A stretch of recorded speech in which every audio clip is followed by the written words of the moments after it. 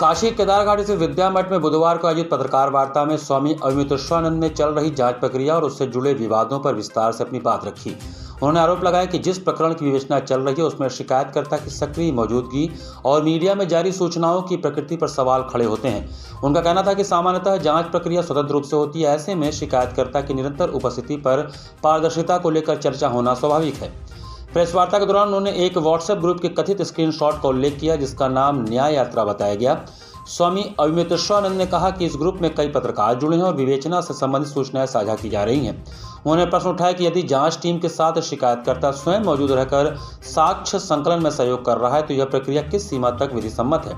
पत्रकारों के सवालों के जवाब में स्वामी अविमुक्तेश्वरानंद ने विभिन्न सरकारों के कार्यकाल में किए गए आंदोलनों का भी उल्लेख किया। उन्होंने कहा कि मंदिर, गंगा संरक्षण और अन्य धार्मिक मुद्दों पर उन्होंने अलग अलग सरकारों के समय अपनी आवाज़ उठाई और कई मामलों में कार्रवाई भी हुई। उन्होंने दावा किया कि धर्म से जुड़े विषयों पर उनकी आवाज़ को पूर्व में सुना गया, लेकिन वर्तमान परिस्थितियों में उन्हें अपनी बात रखने में कठिनाई का सामना करना पड़ रहा है।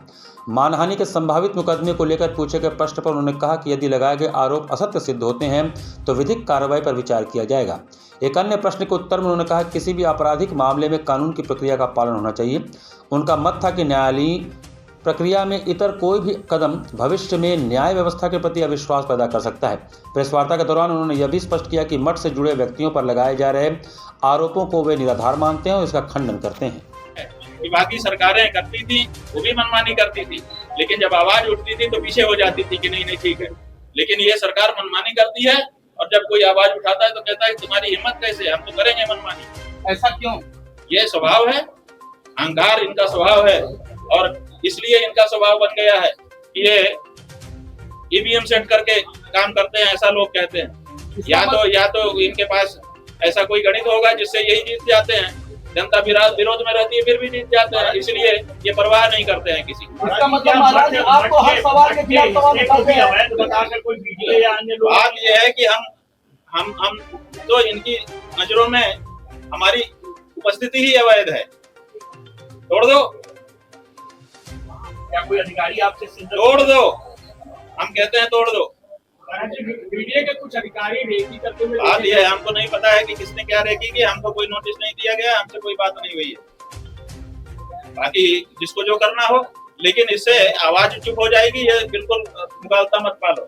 जो गौ माता की रक्षा की आवाज है या धर्म के मामले में जो भी दूसरी आवाज है या तुम्हारी पोल खोलने के मामले में जो भी हमारी आवाज है वो रुकने वाली नहीं है।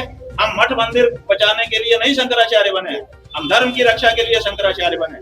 ना रहे 4 मठ, हमारा 4 मठ गिरा दोगे, हमको 14 मठ सनातन धर्म की जनता अगर बनी रही तो दे देगी। इसलिए मठ के लिए कभी शंकराचार्यों ने प्रयास नहीं किया है। शंकराचार्यों ने सनातन धर्म को बचाने के लिए प्रयास किया है और हमको अगर हमारे गुरुजी ने गद्दी पर बैठाया है तो हमको कह के गए हैं कि धर्म के मामले में कभी समझौता मत करना, तो हम समझौता नहीं करेंगे।